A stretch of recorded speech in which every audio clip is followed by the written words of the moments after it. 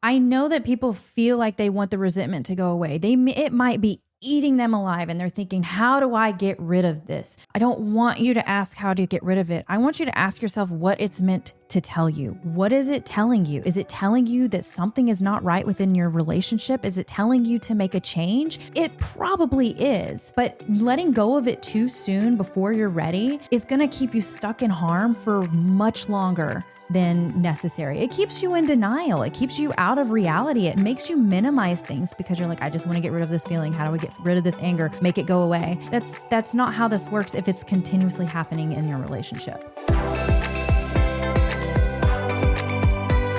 Welcome back. Welcome back to another episode of Till the Wheels Fall Off. I'm Matt. I'm Paige. She's back. Yay. This is going to be nice because I've gotten stuck so many times recording on my own where I'm used to having someone next to me that can kind of bail me out whenever my mind goes blank, as it often does. So it's just great. It's great to have you back. Are you sure? Yeah. Are you Feels happy good. to have me back? For sure, man. Now, this may not be like every episode I'm back. We're going to kind of take this slow, I think. Yep. Right? Yeah. How's your hiatus been, by the way? It's been good. It's been good. Removing myself for a little bit really helped me gain some clarity. So it's basically practicing what I preach. I'm able to see things in just a different light. So it was great. It felt good. It's awesome to have you back. But It's I'm good also to be back. Thanks, babe. accepting that it may not be every single week. It's just kind of as time allows, right? And as your mood dictates and everything else. This is literally what you teach people. I have some priorities that have to go first before this. So Yeah. Yeah. Today we're going to be talking about resentment. Resentment is never anything I don't think we've discussed directly. Maybe at some point we talked about it, but it's probably been years. Yes. One of our very first episodes, in our top 10 episodes, we talked about forgiveness. Okay. Which they go hand in hand. They do. They do. But it was from a different perspective. I think now we're going to be able to come at it from a different angle that might be really helpful for our listeners. Yeah. A question that we get all the time is, how do you let go of resentment? I'm resentful. How do I stop feeling this way? And it's not as cut and dry as you think. And you've probably heard a lot of things about how to release resentment from a spiritual perspective or maybe even a psychological perspective. But as it turns out, resentment does serve a purpose in much the same way that anger serves a purpose. And is there a way to release resentment? Sure.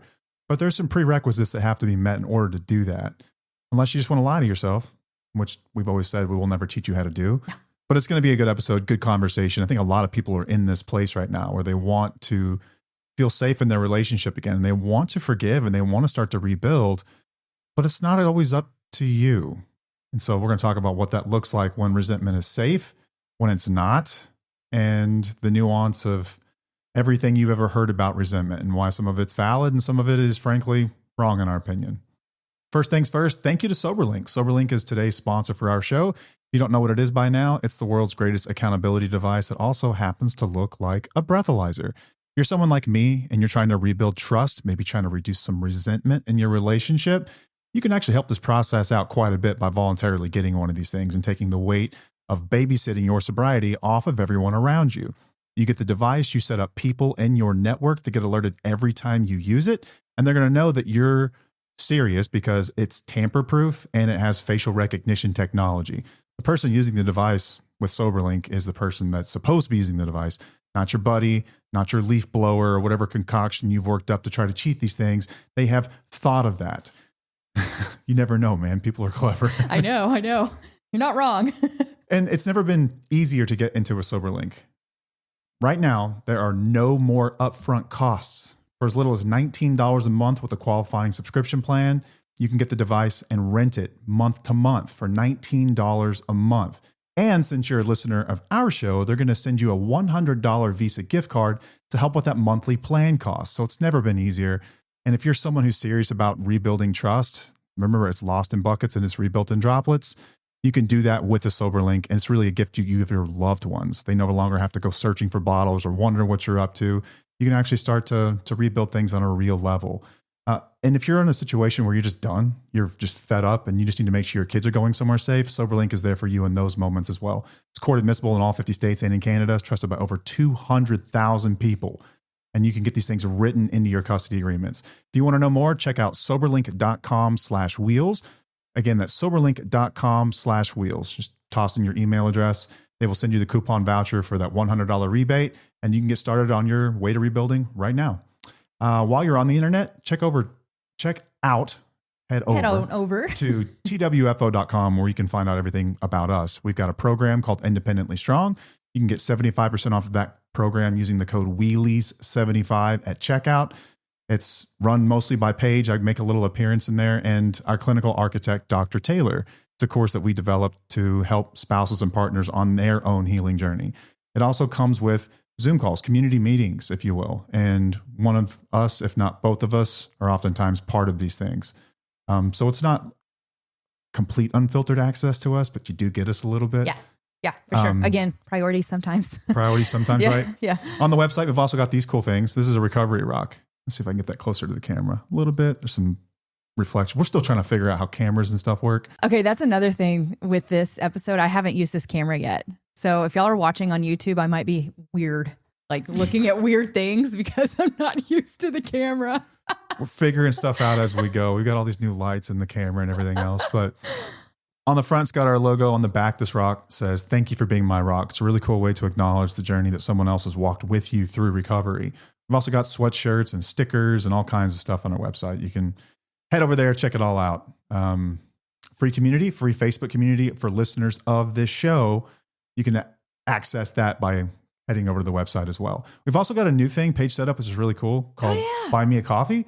If you've ever wanted to contribute to the show in some way, you can do that. You can buy us a cup of coffee. You can set it up on like a one-time basis or a recurring basis, whatever it is. If you'd like to give to the show, and everything we've ever gotten from the show, we've never paid ourselves $1 from the show. Everything that we get goes back into production of the show, whether that's editing, if that's... That it's also Zoom calls that we offer in our community. Yeah. We offer free Zoom calls for those that are in the community that are member-led almost every day of the week. They are growing. They will be growing.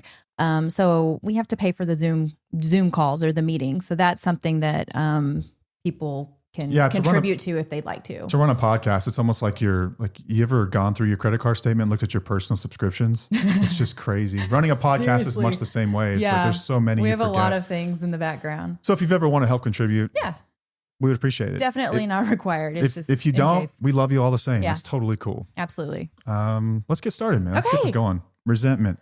This comes up a lot. It does. Pretty recently, we've gotten some messages about it. We've seen some stuff in the community about it, where people are asking about resentment. How do I let go of this resentment? Like, I'm still feeling very angry. There was someone who actually said that their spouse was celebrating a sobriety date, like an anniversary of sorts. I don't remember if it was monthly or yearly, but they have a really hard time congratulating that person because there's still a lot of resentment there. And for some, they would say that that's crazy, but I don't think it's crazy at all. I think it's completely understandable. And resentment does serve a purpose. And you've probably heard a million things about resentment and what that is and how to let it go and all the different bases for it and everything else. And so I think first, let's cover some of those. We've got a list here of some of the crap you've probably heard about resentments. Yeah. This one is actually not on the list, but it's something that you've said a million times. And it does serve a purpose and it does have a place, but what about the cat one? It's the cats. Oh, resentments are like stray cats and they go away whenever you stop feeding them. Okay. And I agree with that to a certain extent. It depends on where you are within your relationship. That's basically what this episode's going to be about, is when resentment is helpful, like in toxic relationships, and then in healthy relationships, it can, cause problems. And that's where I feel like that is very beneficial. Yeah, a lot of times advice and quotes and things like that, the author intended a certain context that quote was to be used in. And I think that we can read a quote of any kind or something and apply it universally. And it's not really universal in that sense. I do think that there is some truth to that they are something that when you stop feeding, they can let go. But if that harm is still occurring, or if there's never been closure whatsoever, and closure is possible, like if this is your spouse or something, I'm not talking about someone that's passed away, but if this is someone that's still in your life, they're still harming you, you're not going to be able to just let that go and stop feeding that resentment, because that resentment is being fed by someone else. It's being pushed onto you and it's hurting and it's supposed to hurt. It's your body's way of reminding you that something's not right in this situation.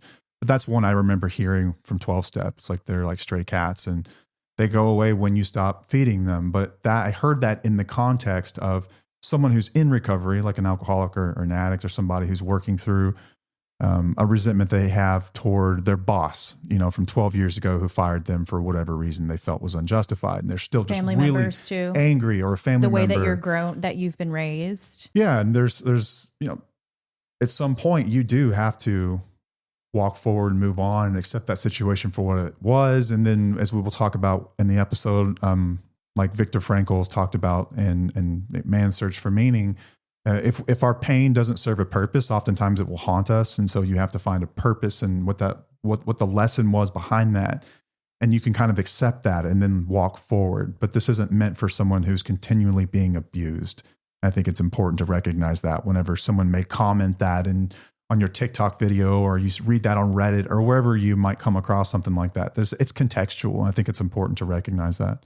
Yeah. I mean, I've been pretty open about like certain things on IG or Facebook or TikTok where people are, it's very standard, positivities being sent to other people, but it's not necessarily for people in these situations and in unhealthy dynamics. Yeah. If I had $1 for every quote that didn't apply to someone in one of these relationships, it would be filthy rich. Right. Because there's a lot of that stuff that's meant for marriages that are having quote unquote normal problems, right? Yeah. And that's applicable. Sure. A lot of it is. It really is. Like, these are just wisdom lessons that you pick up. But if you try to apply that to a situation it doesn't fit in, it's not going to fit. It's like trying to use a key in the wrong lock.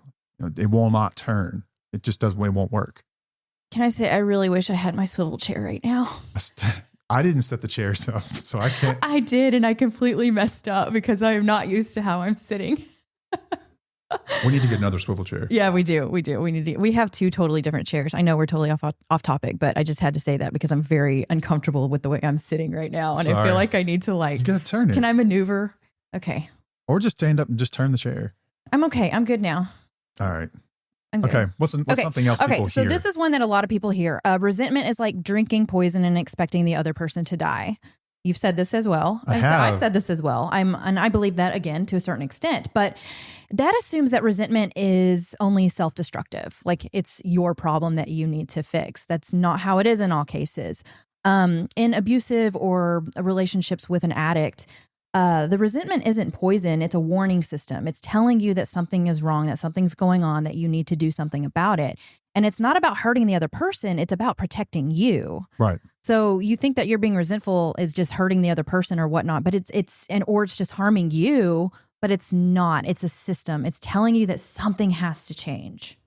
Yeah, it's a great point and great distinction to make too. It's totally different than the person that cut you off in traffic last week and you just could not let it go. Like, how dare that son of a bitch think that I'm less than and he can cut me off and treat me like hell and disrespect me. And you're sitting around stewing about it and you're spending time and energy that would otherwise be spent enjoying your life, angry at somebody. It really is. You are truly poisoning yourself and they are getting nothing. Like, they have no clue. Like, they're living rent free in your head at the moment. Right. And you're not hurting them. You really are, in those instances, only hurting yourself. Right. And I hope you can see the distinction that Paige is making, where she's not talking about someone who's in your life currently causing resentment because of their actions, doing things that would lead you to be resentful. This isn't a one-off thing that happened years ago, like the girl that stole your boyfriend sophomore year in high school, and you're now 40 and you're still really been out of shape about it. Like, at some point we do have to recognize that it is what it is. You need to let that thing go. Probably need to let that shit go. Yeah, for sure. Totally different. Yeah. Okay. The next one is going to be, you need to forgive so you can heal. Mm-hmm. Forgiveness isn't always safe or appropriate. It's not always safe or appropriate, especially when harm is ongoing. Yeah. This is one I see a lot, man. And I think in like biblical contexts a lot, this is often the solution for a lot of people's anger. And a lot of times, like their hurt or their resentments, whatever you might have, is that ultimately forgiveness is a gift that you're giving yourself. It's not necessarily for the other person.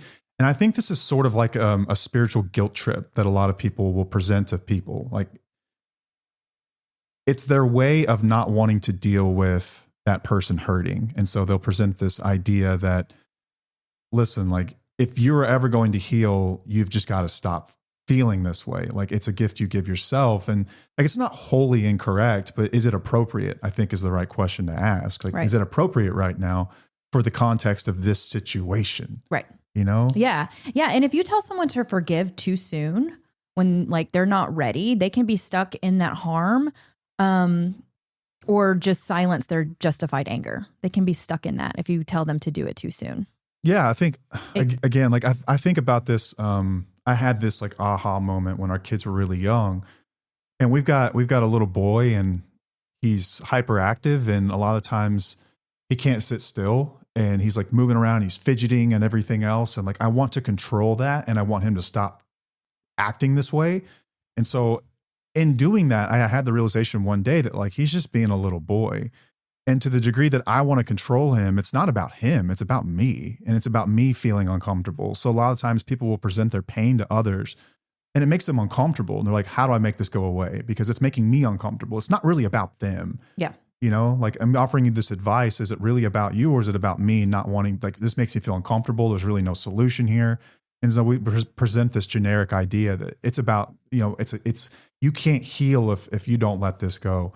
Like, I think that we process things in time as we learn what the point of the lesson was. Exactly. And like what it taught me. But that doesn't happen right away. That happens over years of like letting it go little by slow and understanding like that we weren't necessarily the cause of it. There's nothing we could have done about it. We didn't deserve to be treated that way. And these are all like little fragments of what a healing journey looks like. But I think so often we would just want things to just disappear because it's inconvenient for everyone else. You know, it's like, you just need to let that go because you can't heal otherwise. And it's almost like the spiritual guilt trip for people. Yeah. Yeah. Do you agree with that? Yeah, I do. Or am I off base? No, That's you're the way totally I've always on kind of base. felt about No, these sort of statements. I get that. The next one is resentment means you haven't let go of the past. So in these types of relationship, resentment isn't just about the past. It's about ongoing patterns, which you're going to hear us say this a lot within this episode, because I think that part is very important when it comes to resentment. Because the patterns are betrayal, disrespect, lying, you know, all the things that go along with these relationships that we discuss all the time. You can't just let go when the behavior is still happening today. So if they're saying that resentment means that you haven't let go of the past, I mean, the truth is the past is still happening. So that is a false statement. Yeah. It can't be the past when it's still occurring on a regular basis, you know? Yeah. And I'll even add that if you have a partner who is in recovery, like we say all the time, sobriety doesn't fix everything. It's not like they get sober and the resentment just completely goes away. Like it's going to take 1 to 2 years of changed behaviors for you to actually feel safe within the relationship, for that resentment to slowly go away.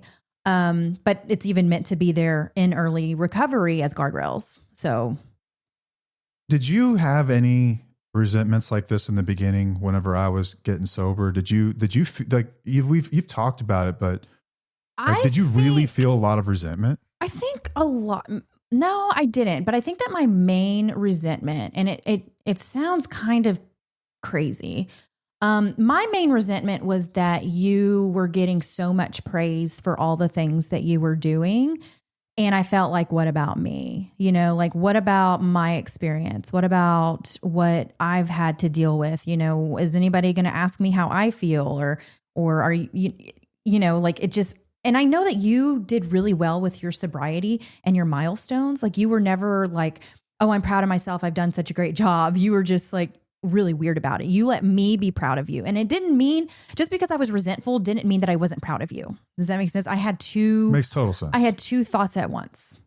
Yeah. I always tried to make those anniversaries about other people. Like it's about us and we're celebrating the end of the madness, the end of the toxicity in our relationship. Like it's kind of a landmark occasion where we recognize that we're moving forward. We're not stuck anymore. We're not moving back. But I was never one to be like, oh, look at me. Look what I did.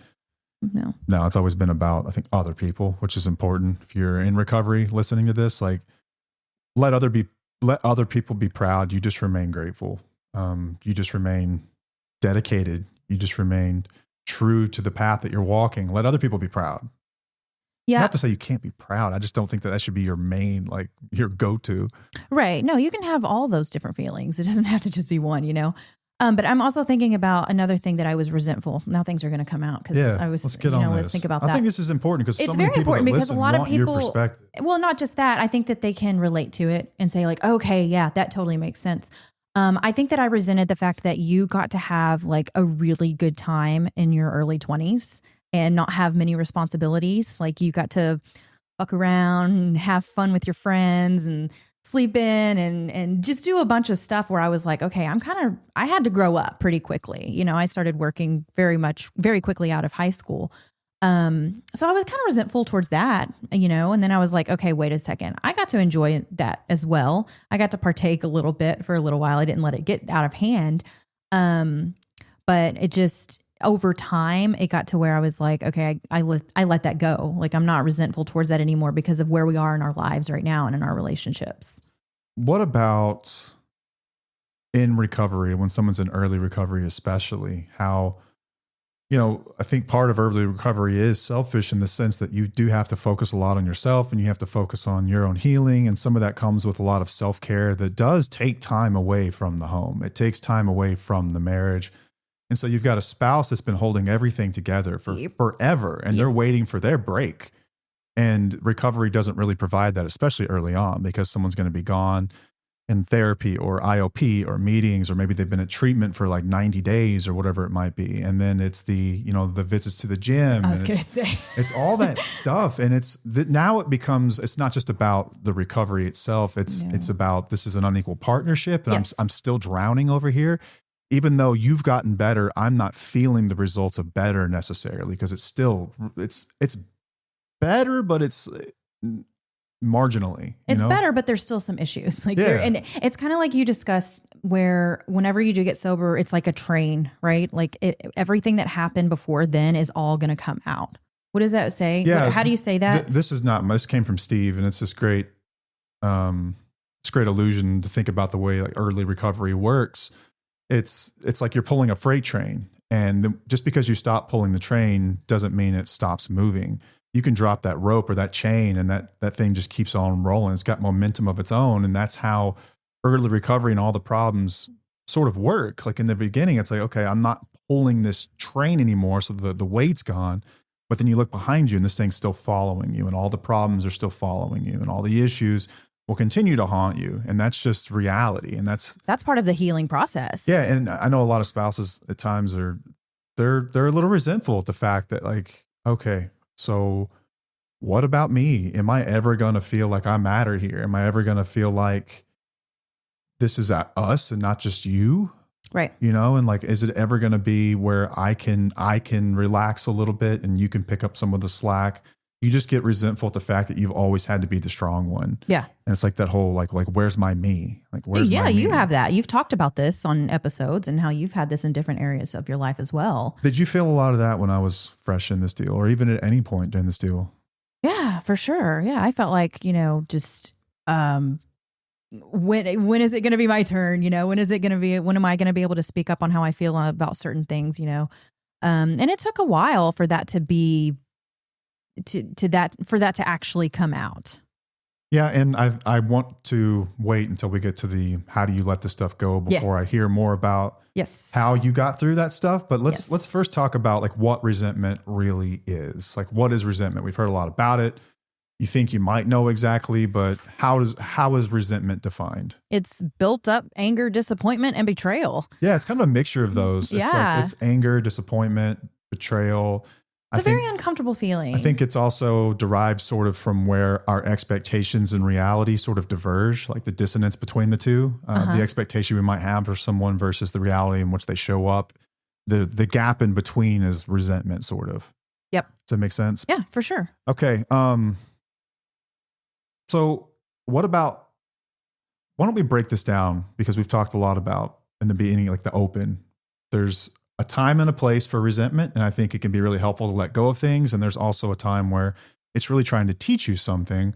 And what are the differences? And we'll break it up into two groups. One will be a quote unquote healthy relationship. This is one that doesn't have ongoing abuse or addiction present or something like that.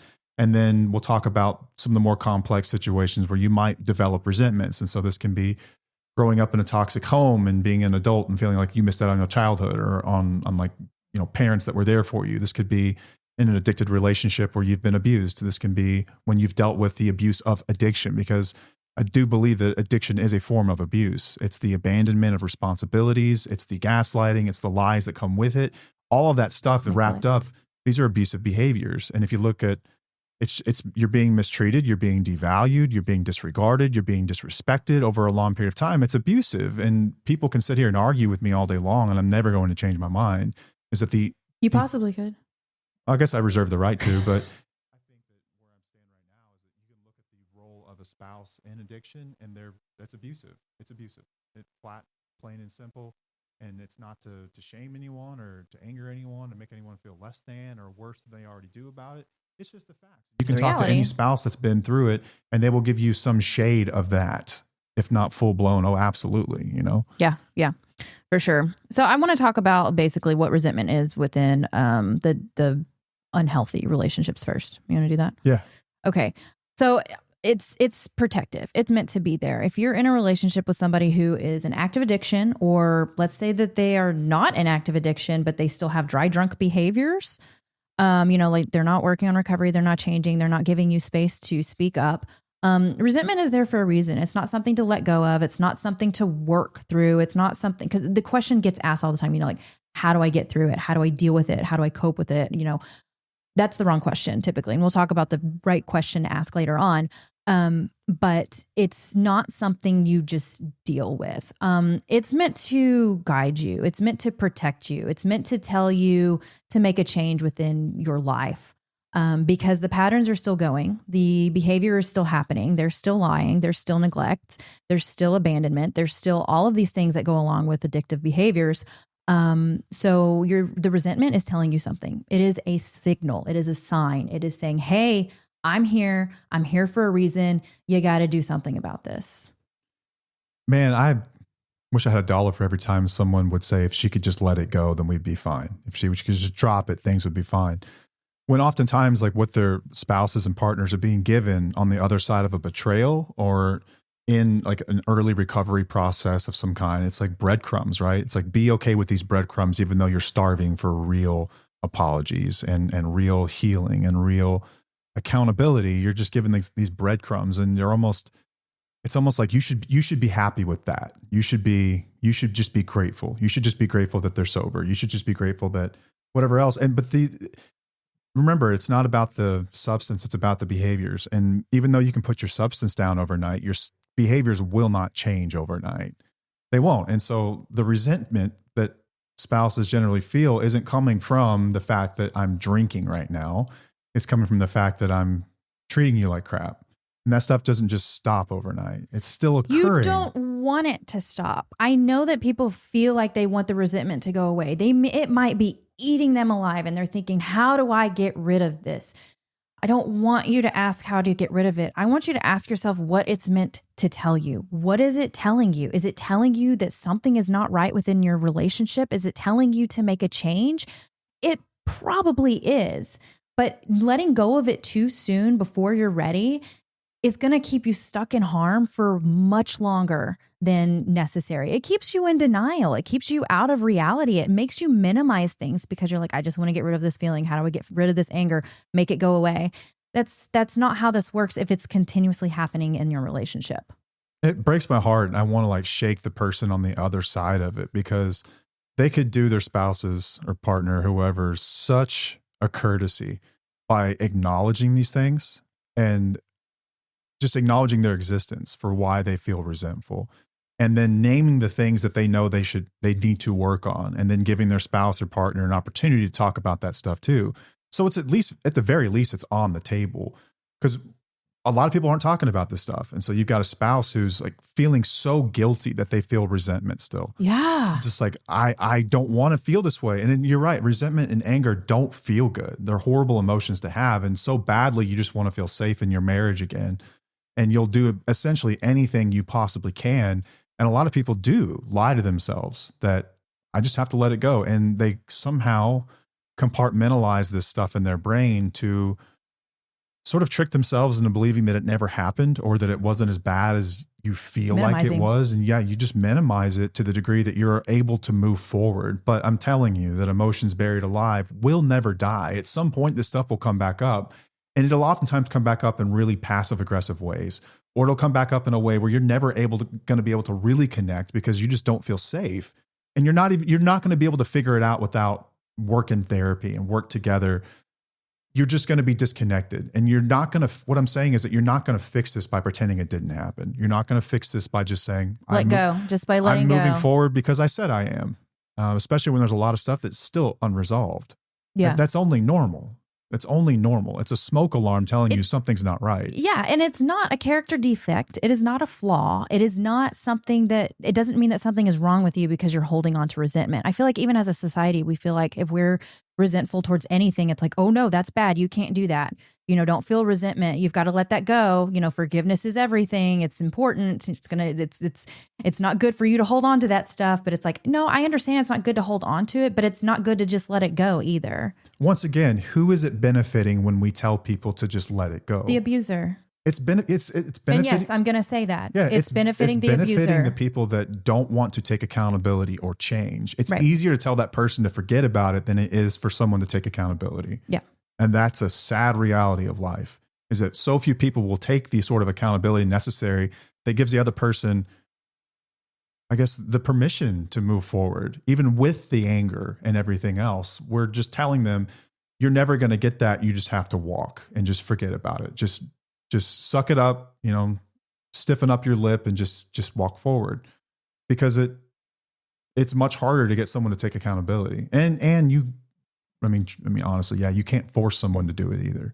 You can't force someone to take accountability. I wish everyone would, but you can't force them to do it. No. And so are you muting me over there? No, I'm having to mute my mic. It'll make it easier whenever you edit that? Whenever you're talking. Yeah. Okay. I was like, I'm just afraid that you're going to push it while you're talking, or when one of us is talking and then it's not even going to record. That'll be my problem when I go to edit. Okay. So let's discuss, like, how do you, what's the right term? What do we do with resentment if we're in these dynamics, in the unhealthy dynamics? It's basically reframing the question of saying, what is this resentment telling me? What does it mean?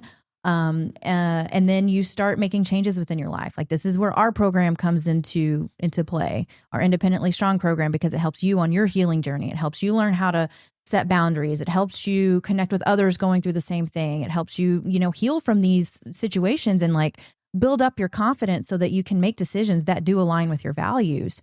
So that's going to be, those are the types of things that you want to do if you're still in the relationship and you're like, I just need to deal with this resentment.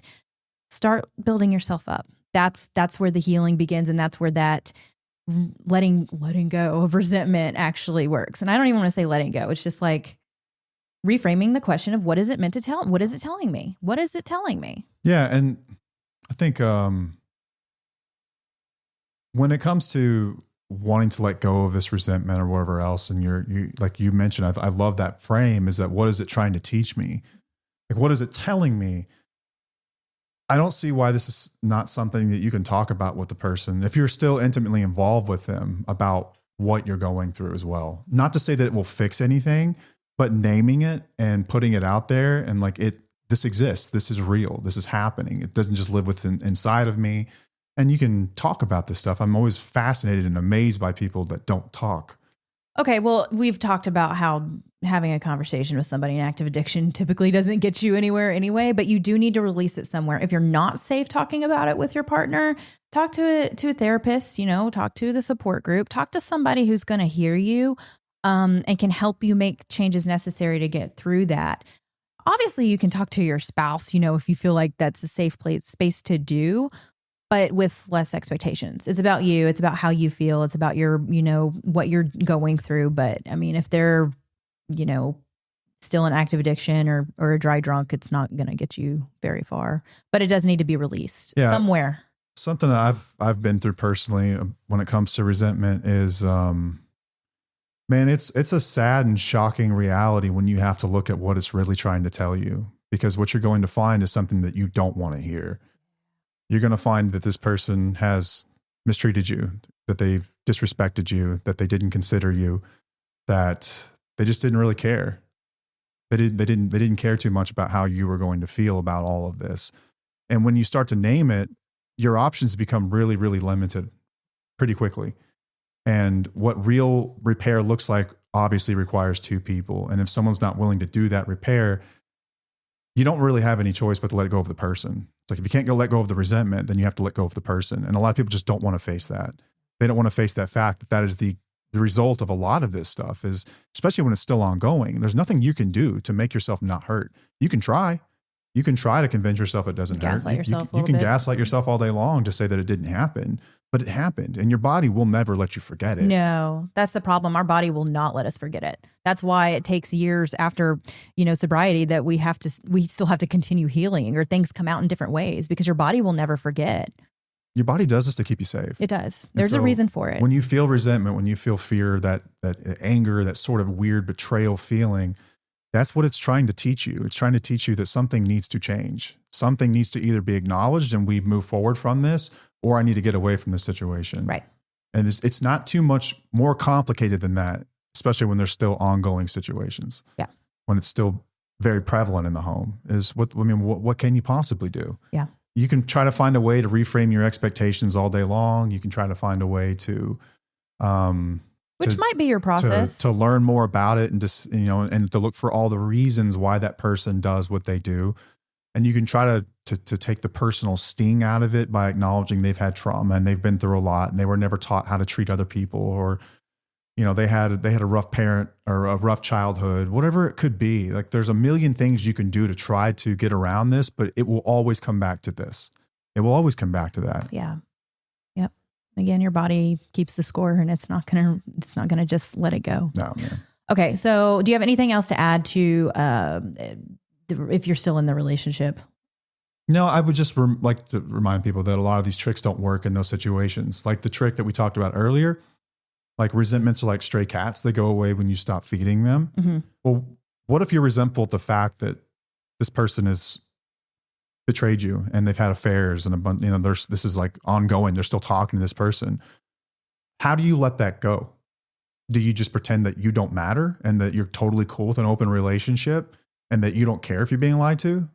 That you're just grateful in this situation? That's another one. We'll get to that in a bit. So just be grateful. Just look for gratitude and just try to find the things you're grateful for. No, like don't do those things. Don't do those things. This is when that stuff does not apply. That stuff applies on the other side. That stuff doesn't apply when it's still happening, because you're never going to be able to convince yourself that you don't matter, because you do matter. And you and I both know it. That's a truth. And the fact that they don't acknowledge it is their deal, not yours. You can't do anything about it. So don't try to diminish yourself or make yourself smaller so they don't have to take accountability, or so they don't have to repair, and they don't have to move forward and make real proper amends or apologies or what have you. This is stuff that just doesn't apply. Like if someone's still hurting you and they say, someone tells you, resentment is like, it's like drinking poison expecting to hurt them. It's like, but they're hurting me. Like they're literally hurting me right now. What do you mean? Like what they're saying in so many ways is you don't have a right to be angry, or to the degree that you do, you just need to let it go. Let it go. Just let it go. Like, and then I would say, no, it's just the opposite. You can't want I should say you can want your marriage to work and then be looking at a situation that won't work, but eventually you're going to have to square the two. And you're going to have to understand that it won't work unless these things happen. And if it does work, these other things have to happen. And resentment will live somewhere between the two. And for as long as someone is not going to repair, for as long as someone is not going to acknowledge, you are going to have resentment. And I think that's totally normal. And I don't think that's necessarily unhealthy either. Now, we can talk about letting go after the fact, but while we're still in it, no, that is your body's way of saying, let's get to safety. We cannot keep doing this. We've got to get out of this situation. It's just the fact of the matter. Your body's not going to let you continue to tolerate that type of treatment. It doesn't want to be treated that way. You don't deserve to be treated that way. And your innermost self knows that, and it's reminding you of that in those moments. Yeah. Good stuff. Thank you. All right, let's talk about early recovery resentments. Kind of like what we discussed earlier about the things that I had been resentful for, and we'll just discuss kind of how we got through it, and maybe some things that people are resentful for. I do see a lot of resentment in early recovery, and I completely understand, especially if there was, infidelity and a lot of betrayal and more lies, for years and years and years and years. It's not just a switch that's flipped. That resentment is normal, and it will slowly get better with time as you become safer within your relationship, as long as the other person is changing and acknowledging their things and allowing you space to honestly feel that resentment. I think that's an important piece that a lot of people might miss, is that you allowing your spouse to like, okay, I hear you. I understand why you're resentful. Like, let's work through this. I'm going to keep working my way, and you do what you got to do. Feel how you need to feel. And major kudos to you if you're one of those people that allows someone to feel their anger and still stand there next to them while they're doing it. More often the case is that when you feel anger, they're going to tell you you're making them feel shame, and you're making it worse. You're making it harder on them. And, oh, I'm just awful. I just suck. I'm just nothing. You make me want to drink when you talk like that. That's usually the case. Well, a lot of spouses are afraid to speak up about their resentment because, they're told, oh, you don't rock the boat in your relationship during early recovery because it might make them spiral, which again is putting their sobriety on the spouse. Obviously, there are ways to address things in a healthy way and not being like a complete, jerk about it. But that just comes with communication over time and being able to speak how you feel. And if you have to do that, like with a therapist, do that. But I don't let it go. Don't just release it. Your body's not going to let you do that in early recovery either. No, man. And you mentioned time playing a role here, and it absolutely does. And I think that it's time, and then it's the repair over time and the little tiny deposits you make back into the trust bucket over time that makes someone feel safe, where they can then begin to make sense of their pain.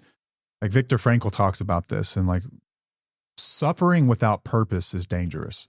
Like humans, we have a really good way of rationalizing in our minds how we've been through something difficult. Like you will hear someone in recovery say like, I'm grateful that I've been through this. And like, you could hear that day one and think that's insane. Like I never would have wanted this. And I agree. Like, I think there are better ways to learn the lessons I've learned, because many people have learned the same lessons without having to put others through the same type of shit or the same pain. But I am grateful for that process today. And I'll put you on the spot here. Okay. Are you grateful for everything we've been through to get us where we are? You can say no. Yes and no. I think that I have dual thoughts on this. There are some things that I am grateful for, because I think that the things that you went through or whatnot, like it did make you the person you are. But for me personally, as a spouse that went through that stuff, not fully grateful on that. I'm more grateful of the tools that I've had to learn after the fact, I guess, just kind of the things that I've learned to help me on my own healing journey, and the fact that I didn't feel super crazy for what I went through or how I felt. I'm grateful for that. But to be treated a certain way, no, I don't think that that's something that I'm really grateful for. It's affected me for my entire life. It's affected a lot of things within my life that I wish that I could change. And we're always going to be a work in progress, obviously, like no matter where you are in life, as long as you're working towards it. But I struggle with that. I struggle with the being grateful for going through that stuff. That's totally honest. I think really fair too. And that's kind of the answer I would expect to get. It's like some aspects, yeah, but in totality, no. And it's going to be totally different coming from like me, because I was the instigator here. I was the abuser. I was the person who was responsible for it. So it's much easier for me to walk forward than it is a spouse. Yes. And anyone who's working through this, I think you need to take note there that it's always going to be different from a spouse's perspective than it is going to be like from mine. But think about anything in your life. Like let's say that you were raised in a home where nutrition wasn't taken seriously. And so most of your adult life, you struggle with obesity or an eating disorder of some kind. And then you beat that thing. And the tools that you have to learn in order to beat something like that are life tools. Those are priceless, great skills, lessons that you will learn. And so in hindsight, you'll be able to say, I'm not as resentful because I can look back and I wouldn't be where I am today if not for that. Like all that stuff had to happen for me to be where I am. True, but also not, because there's other ways to learn those sorts of lessons. But this is just how we make sense of our pain. And you have to be able to do that. And kind of back to the whole point of this is that if you can't do that, the pain is for nothing and you will remain hurt. You will remain destroyed and you can't really move forward in it. I mean, how do you? Right. And I also think about, I am grateful because it did bring TUFO, so we are helping a lot of people through things that we went through that I did not have much help through, so I can look at it that way. It's just not black or white, is it? No, it's not. It's not like, oh, you'll just be totally grateful for every bit of it. No. There will still be parts of it. You're like, damn, I wish I didn't ever have to do that. Like there are things I wish I didn't have to admit that I've done as a person. And I'm not proud of it. And I don't think that taught me necessarily anything other than not to be a POS, but you didn't have to have those experiences for me to learn those lessons necessarily. Right. And I also think that it's also a process too. Like you're not going to automatically come out of that and say, oh, I'm grateful I had that experience. It takes time, it takes a long time it's to only actually get to that point. It is after the fact. But I think a lot of people try to get people to do that too quickly, to where it's like, oh, you're grateful. You should be grateful for what you went through because then you've learned all these tools or whatnot. And it's like, they're not really ready for that. They're not ready. Just like those that are still resentful, they're not ready to forgive. Yeah. The best analogy I can come up with here is this is sort of the way that I learned mathematics as a kid, where I could be sitting there and just perplexed by a problem that's on the page in front of me. And you could show me the answer. And like on a high level, I could kind of understand like that's the answer, like why that's the answer. But when it came time for testing, I was absolutely screwed. Like, and life will do the same thing to you. When you're going through your pain, someone can tell you, you have to move forward so you can heal. And you can understand that cognitively. You can kind of see why that's the answer. But until you actually sit down there and struggle and do the work to truly understand it in your own way, it's never really going to make sense or be applicable to you in a way that you can convey it to someone else or truly make purpose of your pain. I think it kind of works the same way, where it's over time, in hindsight, you make sense of it. In the moment, you're asking the wrong question. What you need to be asking yourself is what Paige is mentioning. It's just, what's this pain trying to teach me? Where is this? What parts of me has this affected? And what ways will I never be the same? And you have to really understand that stuff to get to the end, the answer, which is true, that it is something you will have to do to move forward. But on day one, don't tell people this. Yeah. That's not what they need to hear. No. They need to hear their pain is valid. They need to hear it's okay to hurt. They need to hear that you were wronged. That's 100% valid. You don't need to throw these Al-Anon slogans or any of these self-help slogans at them that just diminish their pain. It's rather invalidating to someone who's really hurting. Yeah, again, it's not a character defect to have these feelings. It's actually very normal to have these feelings, and they're there for a reason. But going back into resentment in early recovery or just recovery in general, it's going to have to be addressed. You need to address it with somebody. You can't just let it sit and simmer inside of you. Just because they got sober and are starting to get better doesn't mean the resentment is just going to go away. It needs to be addressed. And like I said, it could be with a therapist or whatnot, or we, discuss that kind of stuff in our meetings, but it still needs to be addressed. If you want your relationship to work, that still does need to be addressed within the relationship. Absolutely it does. But it's going to they have a bigger part in this. Like we talk about all the time with change, they have a bigger part in providing that safe space for you. And your body's going to have to feel safe. Like I said, 1 to 2 years of consistent change behavior for somebody for you to feel safe within that relationship, sometimes longer than that. And it's going to come out in layers too. It's different things that you're going to have resentments over, not just, one specific thing. It's like, it's going to change over time, but they have a bigger part in helping you get through those resentments. So I don't want you to feel like you have, like it's a problem that you're resentful. It's normal. And it's supposed to be there also in early recovery so that you don't let your guard down too quickly, because it's always a possibility that they can go back to where they were before. Yeah, it is. And that's where you have your boundaries in place of like, what, if this happens, I'm not going to be a part of it, because then the resentment will continue for the rest of your life through these cycles, and you've got to address it somehow. Yeah. And there's some things that you can be resentful for that I think we truly do just process, and it just becomes less important as life presents bigger problems. Absolutely. Like I think about like during our wedding, there was some drama going on with some family members or something like that. And like at that time in our lives, when that is the most important thing to you, like your wedding day, It's a big deal. It's a really big deal. And as time goes on, it becomes less of a big deal as you gain perspective in life about what's really important. And not to diminish anyone that still believes this is truly important. Just for us, I know it was a big deal around the house for a while. And over time, it becomes a little less important as bigger things come up. You know what I mean? Yeah, I do. But I do feel like that specific instance was a smaller, it wasn't a small issue. Because it continued to happen, like things like that did. Right. So, but and with life experience, you will recognize like small things that aren't really that deep. Kind of like you said earlier, if somebody like, they in high school, sophomore year or whatever, they went and hung out with another girl or found another girl or something like that, those kinds of things. It's like, okay, yeah, that's a big deal when you're younger, but older, you're like, okay, there are bigger issues that I should be resentful for, which would be, lying, neglecting, abandoning, manipulating, gaslighting, these things that happen constantly. Those are big problems. Those are those are issues. But the smaller things, you're like, okay, you learn to the guy that move took your past parking that. spot, at the grocery store on Saturday. Like you'll get over that rather quickly because something bigger will happen and require your attention in life pretty fast. Yeah. When it comes to things like abuse, it's going to have to be something rather extreme to make that feel kind of small, if that makes sense. Yeah.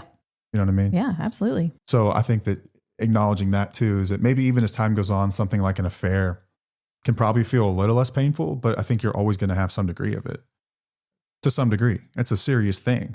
And maybe as time goes on and there's been a lot of repair and other things have happened, you've had deaths in the family, you've been through all kinds of tough stuff and you make it out the other side, it hurts a little less, but it doesn't completely not hurt. Right. So I don't think there's a magic bullet to just wipe it away. No, that'd be nice, right? Until they come up with a machine like Eternal Sunshine of the Spotless Mind where they can put you under and just delete memories. I don't think it's going to happen. Right. Yeah. I guess Alzheimer's, right? I got that to look forward to. I'm pretty sure it's coming for me. I think you got a little bit of that going on. Yeah. I think we both do. All right. What's up next? Okay. The next is going to be like, what just happened to my mouth? Okay. Next is going to be what resentment looks like in healthy relationships. Okay. So this would be basically resentments in our relationship because our relationship is pretty damn healthy now. After how long have you been sober? 13? 13 years. It'll be 13 years in April. Okay. I always thought it was 13 years, but it's like, I think of our daughter's age anyway. So we're in a pretty healthy spot. Resentments in healthy relationships, that's where the slogans or comments that we were saying kind of come into play. They can be really helpful here. They can be very helpful because our relationship the foundation is safe. Like we feel good with each other. We feel like we can talk about things. If there's something that happens, it's typically the resentment will be from like, chores or unequal partnership a little bit, or maybe a miscommunication, just smaller things where you can address it and then apologies are made, accountability is made, and behavior is changed. Yeah. That's where resentments are that's where the normal things apply within. Try to think of a resentment relationship that you've picked up in the last decade or something that was unrelated to this. Me specifically. Did I mention one earlier? I don't remember. Before we got on, I thought I mentioned one and then now I don't remember what it was. You can probably figure out something that I was resentful for. You don't get too resentful these days. Not really. Not with like ongoing things. No. Or just with any sort of event. The Blink-182 show when we were in high school. Yeah, but I got over that as adults. Bigger things happen. But it was bigger things happen. It was one of those like, okay, he said I was going to go. He had a ticket for me and then he ended up taking a friend instead of me. And I was like quite sad about that because I didn't get to go to like concerts and stuff. And I was excited, but he ended up taking somebody else. And yeah, I was upset about that. I think that any person would, normally be upset about that, but I'm not resentful for it. I don't resent you for it. Just trying to think if there's anything I've done here in the last decade or so. Oh, during COVID, I was more or less gambling on the stock market and I lost some money. Do you remember that? Yeah, but I don't remember being angry about that. You weren't angry or resentful about that? No. Is there anything else that I'm not really sure you have. No, because we talk it through. So I will say if there's something I might be upset about, like, okay, I'm going to address this. Like if you, let's say that you've given somebody money without talking to me. Okay. Like a large amount of money for something and you're like, okay, they're going to pay me back, but you didn't talk to me about it. I think I have somewhat of a right to be upset about that, but we discuss it and you acknowledge it. And it's like, okay, I'm not going to, I'm sorry that I did that. Next time I will have a conversation with you about it. And at that point, you can just let it go. Like, yes. You can. And at that point, you just let it go. As long as. How do you let it go? Okay. I wouldn't say you don't 100% let it go quickly. It's almost as if like you don't wait until you bring it up and say, hey, look, somebody asked me for money. Yeah. What is your thought on that? And then I'd be like, okay, now I can totally let go of everything because now I trust your process of doing it. Does that make sense? Yeah. I mean, like sort of in the moment, like what's going on in your mind when I've done something that's upset you? And you kind of have a choice at that moment to like hold on to this, regardless if I apologize or not. Even if I do, you could still hold on to it. Okay. You can still stay upset with it. Right. Why don't you? And how do you not do that? I look at because I don't think that the way you handle it is the way that everyone handles it. I think there are a lot of people out there who really struggle with like justifiable anger and staying mad about something. Yeah, I think you're right too. I just don't sit on that stuff too long because I don't like the way that anger makes me feel physically. I don't like how it actually raises my blood pressure, which I have high blood pressure right now anyway. And then I have all of these physical symptoms that make me very uncomfortable. I get really dizzy. I'm like totally wonky for a few days. So I've learned to control that anger and actually look at it as I dissect it. I'm like, okay, is this something that I really need to be angry about? Does this really affect me in the long run? So you play is this a big deal or is this a big problem or a small problem? Yeah, and you have a filter for what that looks like. Yes, I do. And most of the time, like if something really, really affects me, I'm like, okay, I'm going to be angry about this because that affects me. It's kind of like where I set boundaries. I talk about this all the time. Like, but your behaviors, your things, whatever you're doing impacts me. That means that I need to do something about that. And I need to set boundaries for that. So if I'm angry about something that doesn't really directly impact me, I'm like, okay, I need to reevaluate that. And I don't think that that's justified anger. Okay. That makes sense. You can you have a filter for it. I do. And I think I don't think I'm off base saying this, that there's a lot of people that don't. And any perceived slight is an attack on them as a person. And it's not just like it's Hanlon's razor is don't contribute to malice, which you can contribute to incompetence. A lot of times people are we're selfish creatures and we think about ourselves most of the time. And sometimes that means that you will be on the receiving end of someone else's lack of consideration or selfishness, but it's not necessarily a statement about your worthiness. I think a lot of people struggle with that. Oh, I struggle with that, but I don't put it on you necessarily, I guess. I don't hold on to that resentment. I know that if I feel like something is personal or it hits me, I'm like, ooh, that stings. There's a filter for it. Like you said, I'm going to address that within myself and try to figure out where this is coming from and why I feel that way. And I think this is where some of that stuff does apply, like some of these slogans. Mm-hmm. Like absolutely, resentments are like stray cats that go away when you stop feeding them. Like at some point you're going to be like, okay, well, he did not order me the drink I asked him to because he hates me. He didn't do it because I'm a bad person. He doesn't do it because he doesn't love me, because I have all these other examples of them showing up for me. They just made a mistake. And so in those moments, you can kind of breathe it out and just let it go. Yeah. But what you're really doing, I think, is you have to kind of gain perspective. Absolutely. And perspective matters, and your history with that person matters, mm-hmm. and everything Patterns. Else. And it's almost like you can earn good credit to the degree that you're allowed to make a mistake every once in a while. Yeah. And you can let the shit go. Yes. That makes sense. Yes, absolutely. But I always feel like if I was resentful towards anything, like I said, it was typically something that was pretty big. It was something that needed to be addressed. It was something that it's like, all right, this is a problem. This is a pattern that my body is picking up on. So there's a reason I need to say that. Now, early on in recovery, you would, kind of faulted me for that in a way, to where it's like, okay, you can grind an axe like anybody, or you hold resentments like crazy. And you would use your AA talk on me about the resentments and stuff. And I'm like, no, that just doesn't feel right. Like, I'm going to try this.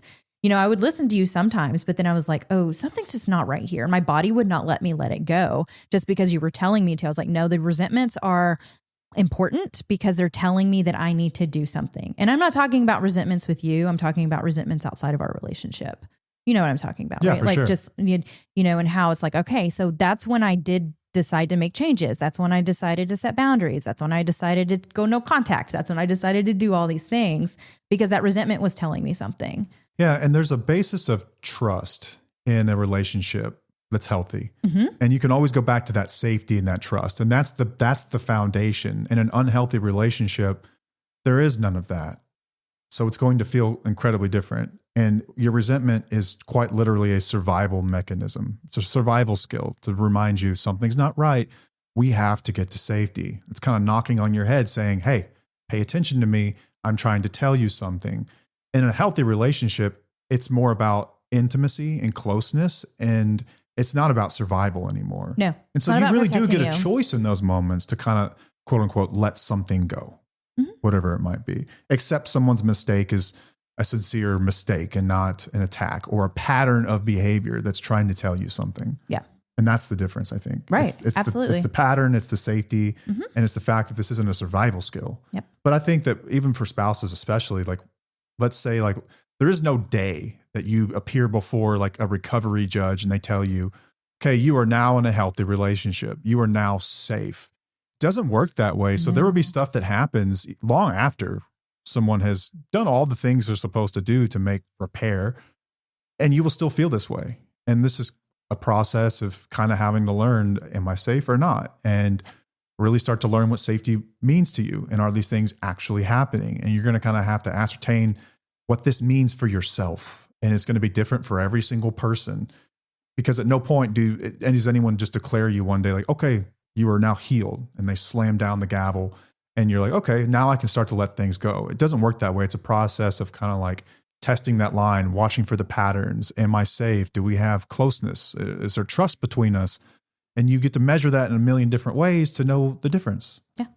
You know, so it's not black and white. No. So you will go through periods where it's like, I mean, theoretically you should let something go, but you're not going to be able to, because the pattern in your life is showing you that resentment's trying to tell you something. And even when you are safe, and it would be safe to let something go, you're not going to feel like it's okay to. No. And so at some point you're going to have to kind of try it and see what happens, and you'll learn through that. Yeah. Over time. And you'll know pretty quickly if it was too soon. Yeah, you will. It's like you said, it's pretty complex. It's not black and white. Like there's a process that goes through it. I wish it were simple. It'd be nice, right? But that's not life. No. Okay, so let's just reframe the question again, because like I said, we get this question all the time. How do I deal with resentment? How do I get through it? I want to get rid of it. Instead of asking that, ask yourself, what is my resentment trying to tell me? Am I still in harm's way? And is this resentment protecting me, or is it weighing me down? Like, is it there for a reason, or is it not? That's really the basic question you should be asking yourself if you feel like you have a lot of resentment built up. It's there for a reason. Pay attention to it. Pay attention to the patterns. Journal about it if you have to. Talk to somebody about it. Let it out, and know that it is not a defect to feel this way. It is an important emotion for you to go through in order to make significant changes in your life. Yeah, I think that sums it up perfectly. There will be a time and a place when you can start to feel safe again, but you will know what that is. Don't try to diminish your body's defense mechanisms and your survival instincts just because you want the happy Facebook photos and the highlight reels of a relationship. It's not what we're doing this for. If there's not real safety, it's not real. It's just not. And that resentment's going to sit there and remind you of that on a daily basis. At some point, you'll get to choose. But that will be after someone else does something that you don't have a hell of a lot of control over. Because it will get to a point, I've seen couples get here too, where there's been someone who made a mistake and there's been resentment from a spouse, and they have done everything they possibly could in a decade to make up for that and to acknowledge their pain and to sit with them through their pain. And they're still angry. And their therapist literally told them, you either forgive him or you divorce him, but you can't have it both ways, because this is killing you at this point. Like, really it is. Like, he's let you beat him up as much as a person can be beat up, and you still feel this way. So you either leave or you forgive. Right. Your choice. Yeah. And she was like, never really considered it. She chose to forgive him. They've moved past it. I don't think it was like a light switch, but she gave herself permission to. Yeah. And then you move forward. I don't want anyone to ever think that we're like encouraging people to beat up their spouse. No, like, please don't. In a verbal way. Like we've said, I think that anger is important, but being aggressive is not what we preach. There's a way to release that anger in ways that is productive and important and healthy for you and other people. But just because somebody has been a jerk to you for a really long time doesn't mean that we need to be continuously like poking at them and berating them and being ugly to them, especially if they're trying to make change. But if you're still done, you're done. You know, that's okay too. Just don't. You don't have to be aggressive because it's you're still a human. You know, just if you're going to be aggressive, if you're still going to be really angry for a long period of time, then you don't need to be in that relationship anyway. I think that's very well said. It's just an important reminder too. It is. It's just an important reminder. Yeah, because there are some people, like we talked about pettiness, right? Yes. Some people just love to throw shots, and it makes them feel better, makes them feel like their pain had some sort of reason, and they just need to remind someone over and over and over and over. At some point, that shit has to kind of stop. Yeah, it does. It does. Like, how is it building us up? How is this productive? How is this going to help us? And it's not anymore. Like, I think about all the shit that you've done. And I remember when we first came on, and I've talked to you about this before. Like, I don't like talking trash about you. I don't like talking bad about you. I don't like putting you in that light, because that goes against my values. Even though I know that you did some harmful and hurtful things, that was one thing that I feel like I've done okay with, is not being a complete pain in the ass towards you. Like, of course I would say things and bring stuff up, but I never really like shoved it down your throat or tried to make you feel, you know, less than just because of that. Because like I said, it goes against my values, but I understand why people might feel that way and may want to feel that way. I just think that there's a healthier way to address it than to be, you know, petty or ugly or, you know, ugly. I can't really think of another way to put it. Yeah. I think that once there's contempt and there's no more patience, like what just go ahead and call. And what are we doing here? Call your prospective attorneys and let's get this process started. Like, how do you come back from that when you've got contempt for one another, you know? Yeah. Yeah. Like, what are you fighting for anymore? Right. And I would call you out, of course, like in active addiction. I'd be like, I don't like this behavior. This is bullshit. Like, what are you doing? You know, how dare you? But it wasn't, I don't know. I just don't feel like I was ever, unless you can correct me and say that I was pretty hard on you. I mean, I've been hard on you, but. Yeah, I think it's different when someone allows you the space. Like, I know that you always known that you can say whatever you need to say. And like, you can't hurt my feelings with truths I've already accepted about myself. I just want you to be able to talk about them with me. Yeah. And to know that I'm going to hold space for that. And like, I'm going to honor that by holding that space and giving you the chance to say whatever you need to say. And I think when you have permission to do that, you're less likely to do it. Right. And then whereas if you don't, it's going to feel like it's going to build up in a way where it's going to come out. Let it out. That makes sense. I think that's kind of the way I think it was that's great. us. Yeah.